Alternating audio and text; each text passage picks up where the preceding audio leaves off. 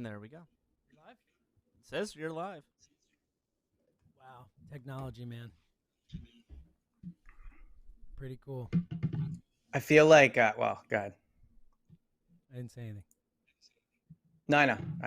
I'm holding Got like it for a the pod. slight delay. Like it's going to be like a half second after I say something that you respond. Well, our audio is always so good. I'm sure people will be used to it. Yeah, I'm sure this won't be a super long one anyway. So, yeah. All right, should we roll? Yes. All right, let's do it. Hey, hello. It is the Go Birds podcast presented by the Bet Park Sportsbook and Casino app. Eliot Shorr-Parks, James Seltzer with you. It's a playoff game day, Eliot Shorr-Parks. It certainly does not feel like it, but we have a freaking playoff game tonight. How you doing, pal? Oh, and by the way, Dallas doing sucks. Good. Dallas sucks. They sucked so bad. It was amazing. It was the most fun I've had watching football all season, Eliot. How you doing? Well, I feel like I'm back in the Go Bird studio now after hearing that. No question about it. That was the Dallas sucks James scream we all needed. Joy up in here, my friend. Yeah, obviously here in Tampa Bay, as you can see if you're watching this live, I have so much sun on my face. I feel like you know how people take screenshots of Nick Sirianni and they go, "Oh, he looks so tired." I feel like if people took screenshots of me now, which I'm not encouraging, everyone would be like, "Oh, Eliot looks rough. Eliot looks awful." So that's currently what's going through my mind as we prepare for this playoff game. You're in the right. I'm looking. Yeah, exactly. I'm looking out of the window of my hotel. You can basically see Raymond James Stadium. I'm pumped, man. I'm super excited. Like I was looking this up last night. So from 2011 to 2017, the Eagles played in one playoff game. And they've played in 11 since 2017. Like, I know that we're used to it now and that, like the Eagles are in the playoffs all the time and all that. But if you're listening to this pod before the game, like, be excited for tonight, man. Like, these things don't come around. Like, look at Detroit last night. They were in tears. Yep. They were in tears last night winning that game. That was their Super Bowl. Look at Dallas yesterday. They didn't win their playoff game. Everyone went into that game thinking they were going to win. They didn't win. Houston has not won a playoff game forever. They won a playoff game. So we're going to get into the game and the specifics of it.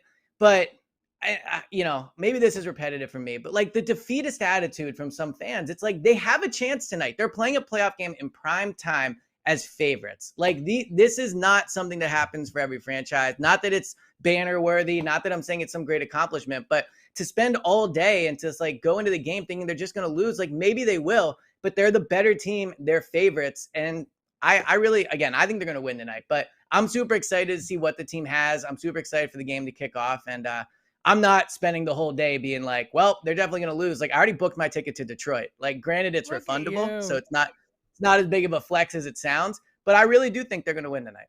Okay, good. I like this. Look at Mr. Positivity coming in here. Look, it's who I've become. It's who I've become. Yeah, who saw that coming? I will say, I think your general point holds. I mean, I was thinking about it a lot last night watching Detroit. And, they have one playoff win in 35 years, 65 years, all this. And it's like, you don't get that many of these guaranteed, to your point, like we went 6 years and got one, we've gone long stretches of my youth without making the playoffs many years in a row and all that type of stuff. So I did step back last night and say, all right, like, we're in it. And this team is giving us hope and a chance. Maybe not this specific team. I mean, the organization over the last few years.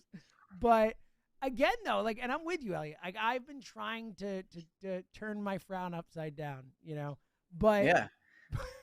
But in terms of believing they're gonna win, I struggle to get myself there. And then I wake up this morning. I'm like, all right, you know what? Like, Dallas lost. That was awesome. This kid. And then I got like Jeff McClain and Tim McManus dropping like hit pieces on me on the morning of a freaking playoff game. Like I'm just struggling to like find the good right now because I'm with you. I do think that the heart of what you're saying I'm fully with. Like the Eagles play a freaking playoff game tonight and it feels like we're, again, diagnosing a season that is over.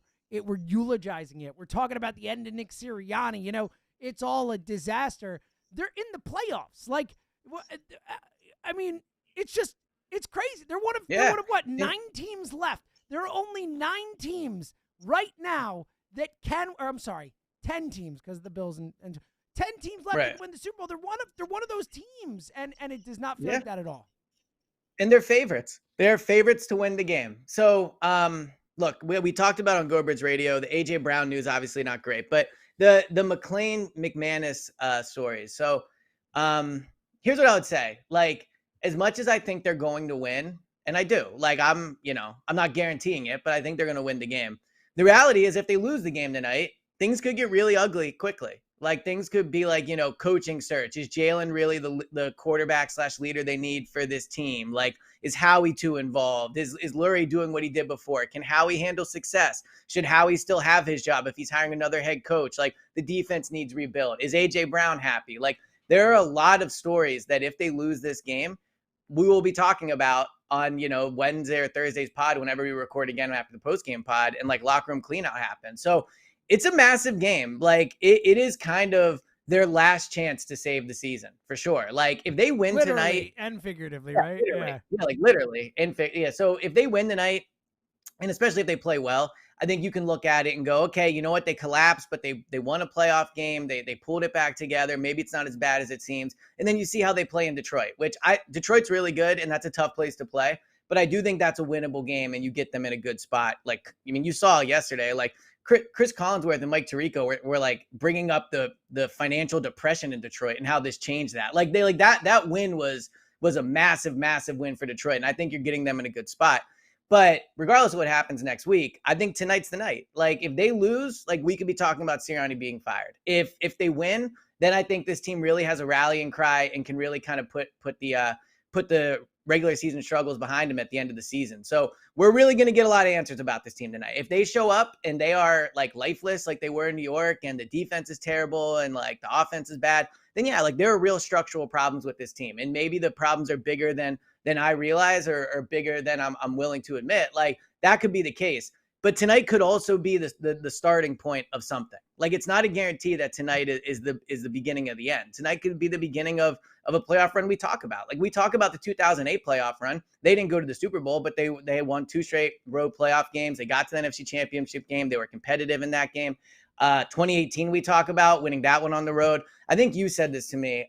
Drew from Westchester brought this up. Like, this does have like a 2018 vibe to it for a lot of reasons, totally. especially going on the road against a not great team. Next week they'd go to a dome to play. Year after the Super Bowl, right? I mean, the other time they went to the Super Bowl and started slow in the whole thing, even though they didn't start slow, Yeah. you know what I mean? So, but to get to like some of the stuff that's come out this morning and to tie it into tonight, like, man, tonight is a Jalen night. Tonight is Jalen. Like, think about this. What's standing between Jalen Hurts and a trip to the NFC Championship game is Baker Mayfield and Jared Goff. And I know it isn't one-on-one. This isn't basketball. Like, I get that. And Jared Goff is better than he's given credit for, like all those things. Jalen should be considerably better than both those quarterbacks. If Jalen Hurts is not considerably better than Jared Goff, then the Eagles don't have the quarterback that they paid all that money to. Like, Goff's not going to get $250 million in his contract, right? Like, Goff will get a nice contract, I would imagine, at the end of this year, and he'll be the guy, and he's probably a top 11, 12-ish quarterback. For sure. He's 10. But he's not what Jalen's supposed to be. Like, he's not. And so while Jalen obviously depends on his defense as well, and his defense is not good. Like, go out and outplay Jared Goff, man. I'm sorry, Baker Mayfield. Like, go out and be better than Baker. That's what it's going to take. Almost always, the better quarterback wins the game. Almost always. And he can do that. Like, he has the talent around him to do it. He has the skill to do it. Like, he needs to be the guy they paid him to be. And to the McClain piece that came out talking about the concerns they have behind the scenes about him, like that is very concerning. Like, I think if you swapped out Hurts' name and put Wentz there, it would sound like you were reading an article from 2018. Like, maybe not super coachable, like, not super outgoing with his teammates, like needs to get more people involved. Like, I remember Doug, I don't know if it was Doug that said it or someone said around 2018, like, Carson needs to reach across the aisle a little more. Like, he needs to like be close with the defensive guys, like those type of things. That's what it read like. And I think a major difference is Jalen is not dealing with a torn ACL and a broken back. And I think that's a large part of the reason Carson fell apart. But if they lose this game and like Jalen's emotionless and like people, like, we could be in for an offseason of pieces about what's really happened with Jalen Hurts behind the scenes. And we're already getting it on game yeah, day. Like, and look, that happened whether they win or lose. Yeah, we're getting it on game day morning. So yeah, you're damn right we will. Yeah, so I think there are reasons to be, concern might be too strong, but there are discussions to be had about Jalen Hurts and like how he's handled this season. Absolutely. Yeah. But doesn't change the fact that he's the better quarterback in this game. Like he just is. Like he just is. Look, yeah.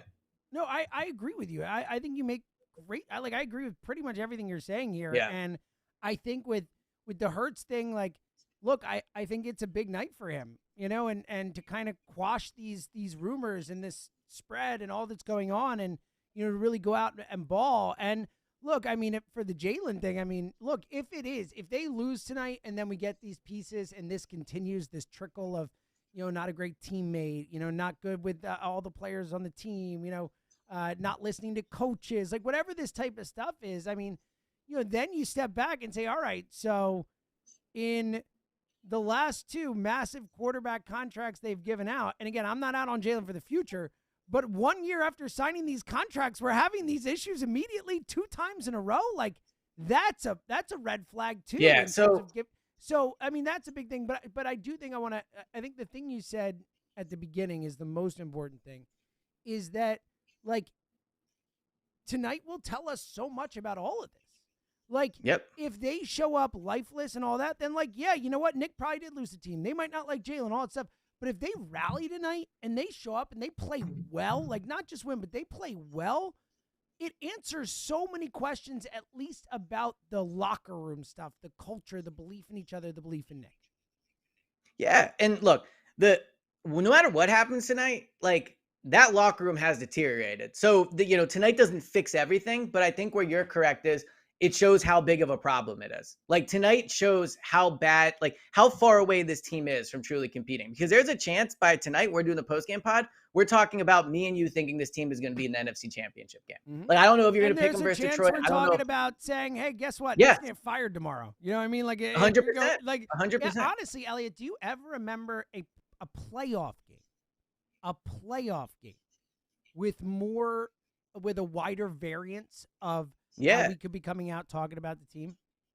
So I'm trying to hold myself from saying it's the biggest game of what, like, but in terms of just the difference of outcome. That's all I'm talking about. I'm talking about in terms of the variance of the way we will react to what happens tonight. I don't ever remember a playoff game with wider swings. I'd say like losing the Super Bowl versus winning the Super, like that's right, exactly. Either won or I'm talking about just in terms of like we could go from being like, wow, like maybe a run, like let's see what happens here, to fire the coach. Yeah, I mean, so at the end of Andy, they weren't competitive, so it wasn't the end of Andy. And a Doug, they were a 4-win team, and an Andy 4-win team. Like it's again, Chip, they were eliminated a few weeks. They were eliminated multiple weeks before, and he had missed the playoffs the year before after starting 9-3. Like it's unprecedented for us in Philly to ever be in this situation. Yeah, I mean, I don't remember what 2008 was like. Like I said, McNabb making that run. But yeah, you're right. Like freaking Super Bowl last year. Less than a year ago, Nick Sirianni head coached in the Super Bowl and he could be fired. Less than a year later, like it's earmuffs. 1, 2, 3. Yeah. It's batshit crazy. Yeah. So since we've last talked on Go Birds Radio, the one thing that did come out is Mike Florio of Pro Football Talk had an article talking about how like maybe Sirianni's not safe. So we're starting. The implication with the Florio part was the reason that he might not be safe is because he truly believes that Lurie will be interested in Belichick. That was the other hammer to that piece. The issue with that is my guess is Belichick's going to have a pretty big offer from Dallas. Mm-hmm. So, I mean, you never know. But the Dallas loss does, I think, lower the chances that Belichick ends up in Philly. But for the Florio thing, that is the first kind of national person to talk about it. Like it would have been mostly locally talking about, hey, this is getting really bad. What do you guys think? And if there's one downside to playing the primetime game Monday, it is that all day is going to be discussed. Yep. Like Schefter will be talking about it, like all those things. So we're going to find out, like, if there's a strong report one way or the other, I think we'll get something like that prior to the game, whether it's like Sirianni's in real trouble or Sirianni's not at all. Again, Lurie should really leak if Sirianni is safe or not. If he is, or if he is safe, I would not leak if he's not safe. Yeah. I would leak if he is safe. But yeah, I mean, point makes me, again, I think so much depends on how this game plays out. But I do think it's certainly a sign that he might not be safe. The fact that they've not said he's safe, or put it out there. Yeah, I agree with that. I agree. So yeah, It's just so weird to be looking out in Tampa at the stadium at like the place that could decide Sirianni's future. Wow. Yeah. So about the game, I guess though, like I've been trying to think about. That's such a perfect segue. Yeah. So like, I know. I don't know. I don't know how to the playoff segue. game Yeah. that they're playing tonight. Yep. Yeah. Yep. So I do think like I've reasons I think they'll lose and reasons I think they'll win. Which do you want? Go lose first. Let's save the best for last. Okay. So The my defense, concern got against it. Tampa, yeah, the defense, obviously. Reed Blankenship, maybe might not play. I do think Avante is a good safety. I think like he'll be helpful there. Like he's quicker than Reed. He's more athletic than Reed. I think he has just as good, if not better, instincts than Reed. So maybe that helps. But Tampa does throw the ball down the field a lot. The Eagles are not good at stopping big plays. So that's a concern. The one positive is I think that the strength of Tampa's defense is the middle of the defense, like the linebackers and the safeties. Guess what? Eagles don't really utilize the middle of the field. So I think on offense, like that's a positive. But my main two concerns, and we saw it last night in the Rams-Lions game, is the Rams moved the ball just as much as the Lions did, if not better. Like I thought they actually looked better on offense than the Lions did. The Rams looked better, I'm saying. But they didn't score in the red zone. And if you look at the Eagles offense, they move the ball way better than the Buccaneers offense do. But the problem is the Buccaneers red zone defense is one of the best in the NFL. And so my concern, if they lose tonight, it's they're moving the ball and they're kicking field goals. So let me ask you this. If you're Sirianni, how aggressive would you be tonight? Like, are you kicking field goals? Because on one hand, I think the Eagles defense is bad, so who knows? On the other hand, Tampa's offense doesn't score a ton. Like, what's your strategy on that? Yeah, I think it's all dependent on the situation. I'm going to be aggressive if I'm Nick, but I am playing a bad offense. And I know my defense stinks, but, I think I think it's all dependent. It's, how long is the fourth down? How does the offense look? Was it a struggle to even get in a position? I think it's all dependent. I look, Tampa Bay won a game 9-0 last week. You know what I mean? So, I don't know. Field goals could be important. So, I get, in general, I think this team needs aggressiveness. I think this team needs an identity. I think this team needs some toughness. I think this team needs some belief. And I think showing belief in those guys in those spots could be important. But it's all situational. Yeah. So, I normally am Mr. Go for it, all those things. If they're facing a 4th and 6 or a 4th and 4 from the 35 or whatever tonight on the first drive, I really think the first time the offense goes down the field, they need points. Look at you. Run the ball and take field goals. Eliot Shorr-Parks, who are you, sir? I know. Would you kick the ball or take the ball? I'd probably take it. Yeah? I think so. I guess you have to have I guess you have to have more offense. I mean, more faith in your offense than your defense ultimately. But they need a good first series. If Tampa goes up 7-0, I think it's going to get ugly. Yeah.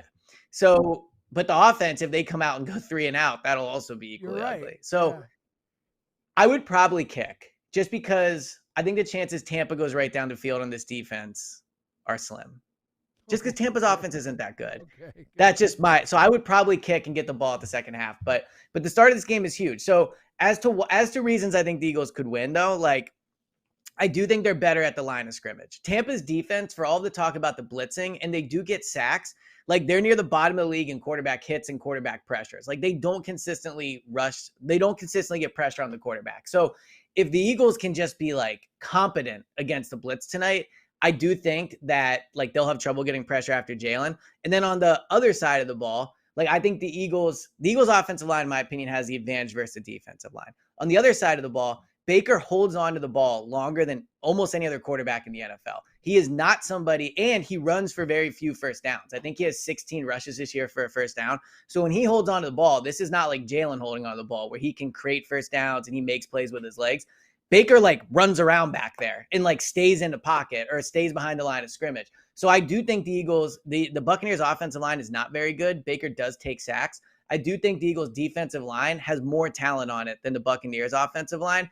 And I think that getting Slay back, I know this has kind of been the great hope that has never really, come to fruition because we said it about Zach Cunningham. But I do think if Darius Slay comes back and can shut down Mike Evans or can be good against him, then your secondary kind of falls into place. Because I think Avonte can play good at safety. I think Roby's a decent nickel. Like all of a sudden the things kind of click. And with how much Baker holds the ball, and that's how they create these big plays, like I think the Eagles' defensive line can win one-on-one matchups against the Buccaneers' offensive line. Yeah, look, I think all these reasons and just the talent. I mean, the Eagles, it's the one team that I would feel like maybe they could beat, other than the Steelers, maybe if they're playing the Steelers. So it really played out well from that perspective. And look, from a hope perspective, I do agree with you that, if this team could just win a game and have some positive things go their way, who knows what could happen. It does feel like it is, really spiraled.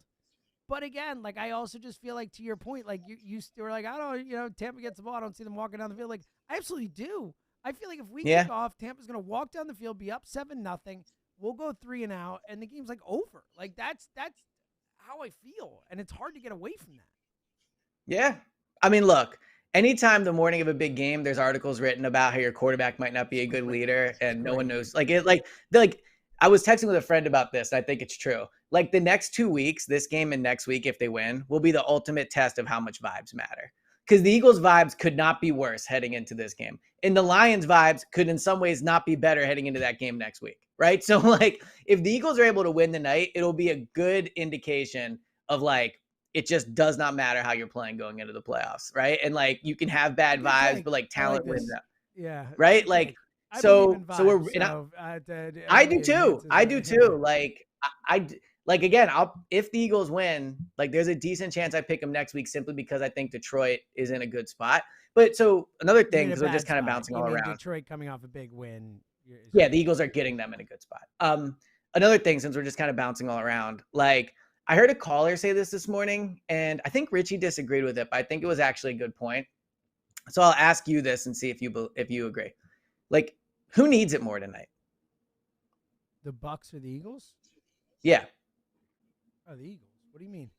Yeah. No, I agree, and I think like we've talked. The Bucs are like a 9-8 division champ. Like they don't need. Yeah. Yeah.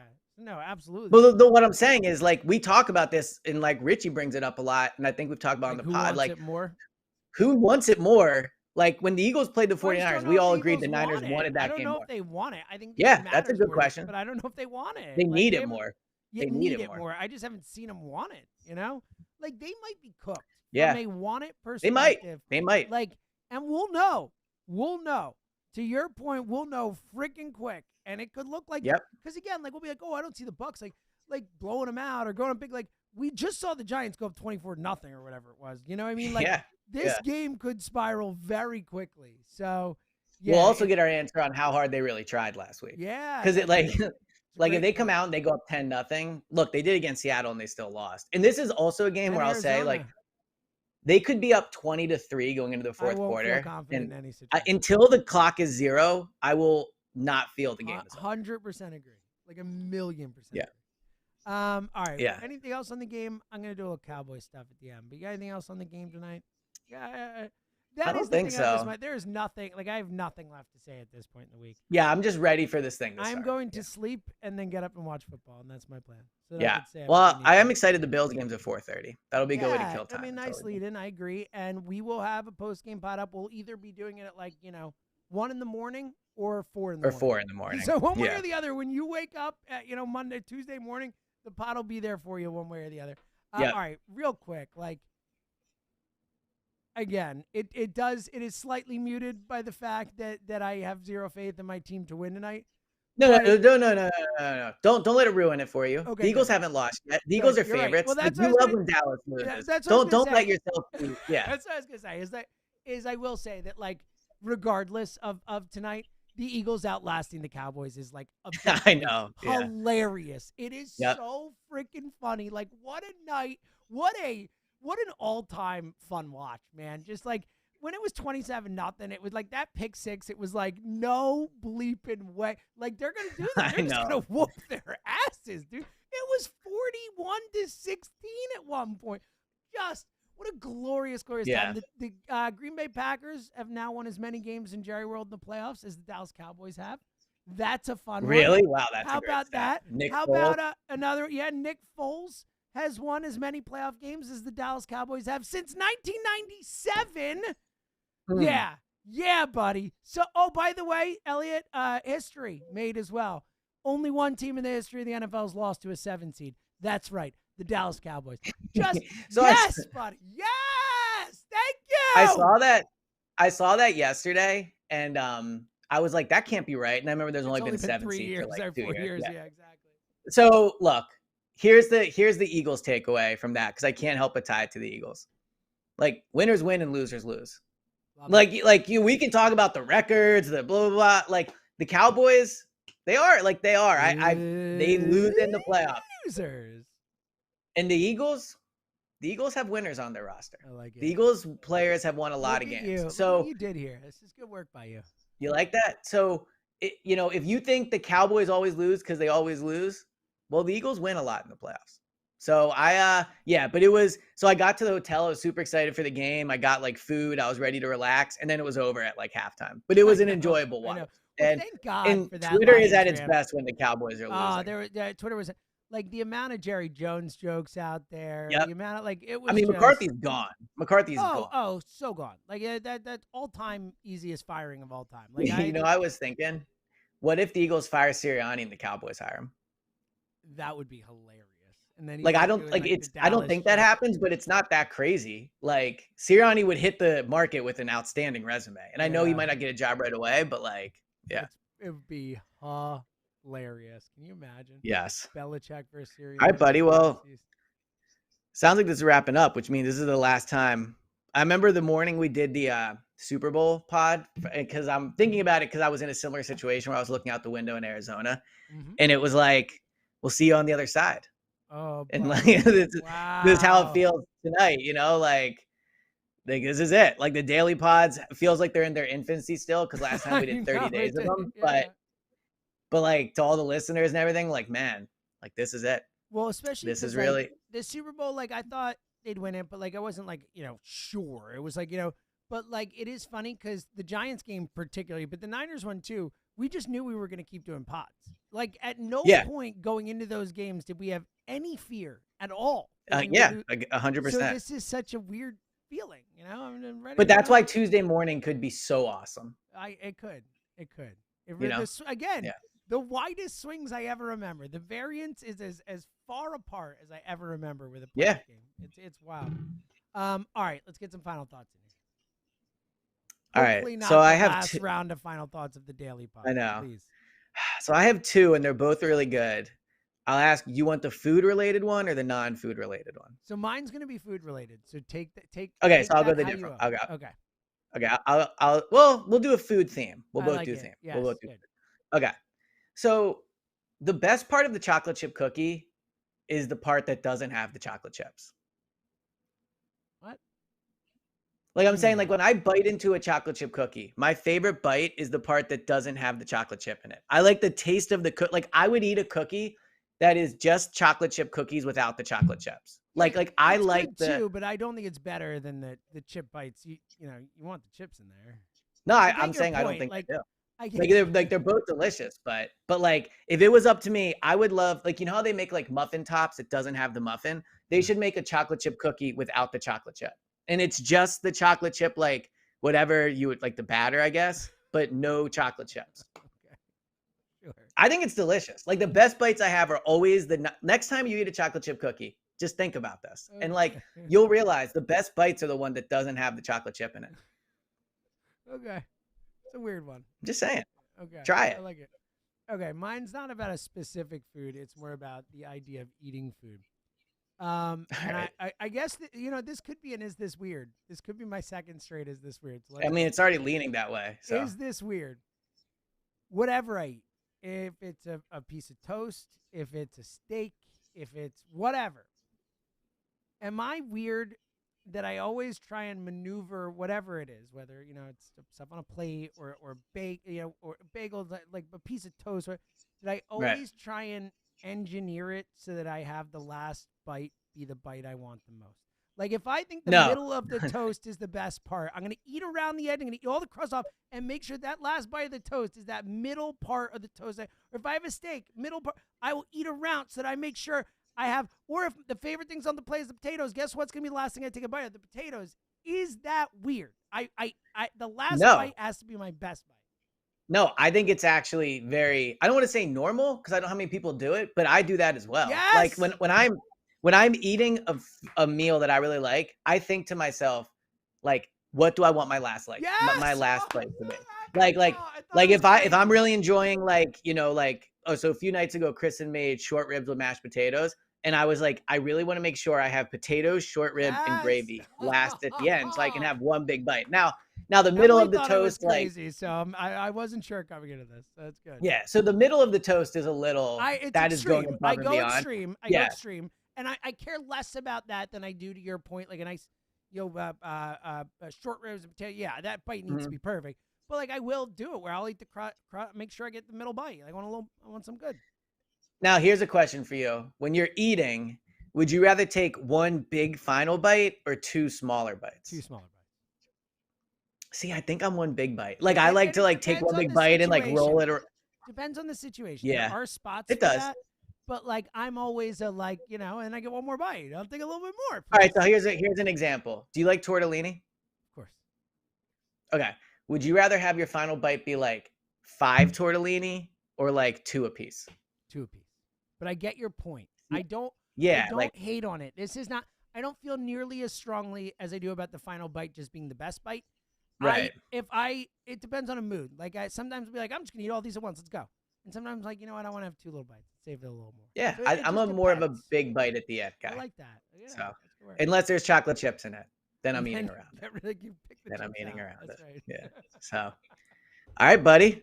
Buddy, represent down there in the building. I will. Ray Jim Stadium. Yeah. I think they're gonna win. Oh, actually, here's a really funny story. Actually, I have to tell the story and then we'll wrap it up. Please. So I'm in the I'm going from the the airport to the hotel yesterday. And the driver's talking to me. He's like, what do you do? Like, I'm telling him blah, blah, blah. And very, very nice guy. But you could tell he like doesn't follow football super closely because you could tell. Yeah. And he's like, oh, so you know a lot of the NFL players. I'm like, yeah, like I get a chance to interact with them, right? And he goes, man, what about Aaron Hernandez? And I'm like, yeah, that was pretty wild. Like, I don't know what you want me to say to that. Like, yeah, like that was certainly a crazy one. What happened with him? Awesome. Wow. And he goes, he was really on a Hall of Fame trajectory. I'm like, I don't know what you want me to say to this, man. Like, yeah, he was, I guess. Like he was a great player, but he certainly got his career derailed to an extent. I was like, I don't even know what to say. I was like, all right, so yeah. Great. That's so good. Yeah. Yeah, I was expecting what's Jalen like? Like, really he met good. Tom Brady. Really good player. Yeah, it's like, and then I was thinking, I guess because Florida, like maybe, but I don't know. Sure, that but was pretty funny though. That's awesome. Thank you for sharing. So, fun times, yeah. I really appreciate that. Thank you. Have fun down there in Tampa. We will be back after the game one way or another. You'll have a pod in your feed tomorrow. And you know what? Bleep it. It's going to be a victory pod, damn it. There you Let's go. go. There you go. End the pod like you always do with some That's passion. right. Here we go. And Dallas sucks. Go, Bird. Yeah, there you go. All right. Yes. Yeah, I feel better now. I honestly do feel better. As always. As always. We got this. Jalen. Yeah. All right. We'll be back late night tonight, one way or another, and talking, I'm sure, for most of you in the morning. Until then, we're going to beat the freaking Bucs. He's Eliot James.